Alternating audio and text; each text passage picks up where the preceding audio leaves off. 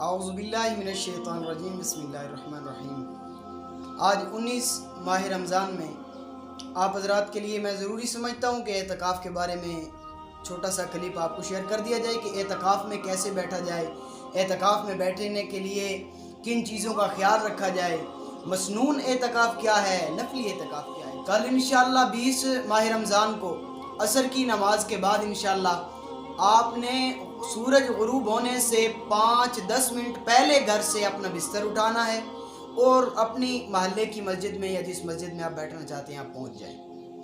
آپ نے سورج غروب ہو گیا اور آپ تب پہنچے تو آپ کا وہ اعتکاف قابل قبول نہیں ہوگا۔ 5-10 منٹ آپ نے پہلے نکلنا ہے گھر سے اور مسجد میں پہنچنا ہے، اور وہاں جا کر آپ نے کیا کرنا ہے، ایک علیحدہ اپنی جگہ بنا لینی ہے، اپنے نوافل اور اپنے اذکار شروع کر دینے ہیں۔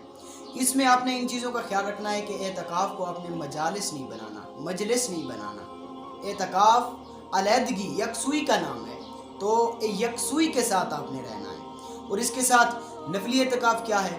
اگر کوئی آدمی مسنون اعتکاف نہیں بیٹھ سکتا تو اس کے لیے ہے کہ وہ کیا کرے، وہ نفلی اعتکاف بیٹھے، گھر سے نکلے نفلی اعتکاف کی نیت کر لے۔ نفلی اعتکاف کیا ہے؟